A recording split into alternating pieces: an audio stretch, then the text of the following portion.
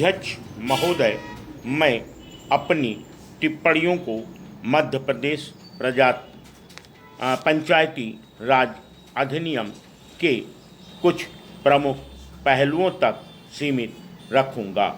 मुझे इस अधिनियम के अंतर्गत बनाए गए नियमों को देखने का अवसर नहीं मिला है। नियम कानून के महत्वपूर्ण अंग होते हैं और प्रावधानों को उचित ढंग से समझने में सहायता पहुंचाते हैं। तो अरे नहीं, पैर न छुआ करो भाई।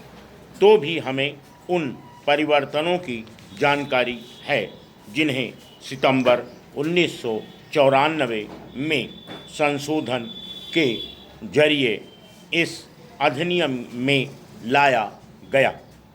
संवैधानिक आदेश बहुत स्पष्ट हैं।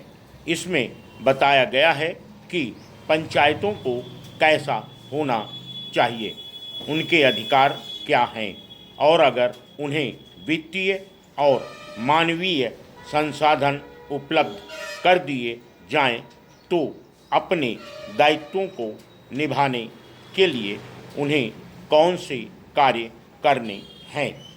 पंचायतों की कामकाज संबंधी स्वायत्तता और उनकी जवाबदेही और उनकी पारदर्शिता भी अत्यंत महत्वपूर्ण है। जब हम मध्य प्रदेश के परिदृश्य पर निगाह डालते हैं तो मुझे अनुभव होता है कि यहाँ आशा की किरण है। मध्य प्रदेश एक बहुत बड़ा राज्य है। इसकी जनसंख्या लगभग 7 करोड़ है। फिर से ऑन करो। और यह ऑफ करके वहाँ ऊपर से हाँ, और यह देश का सबसे बड़ा राज्य है। यहाँ पंचायतों में लगभग 5 लाख वार्ड हैं और चुनाव के संचालन माउस हिलाते रहो में 5 लाख लोग शामिल हैं। माउस हिलाते रहना, शामिल रहे हैं। यहाँ चुनाव कराना निश्चय ही बहुत बड़ा काम था और एक बार में ही सफलतापूर्वक चुनाव का संपन्न हो जाने का श्रेय राज्य प्रशासन को जाता है। नीचे देखो, F2 है, F1 है, वो डालो। एक और महत्वपूर्ण बात है सत्ता का हस्तांतरण। मैंने अगस्त 1994 के सरकारी आदेश का अध्ययन किया है। इसमें 24 अनुसूचियां हैं जो सरकार के विभिन्न विभागों द्वारा पंचायतों को सत्ता के हस्तांतरण का संकेत देती हैं।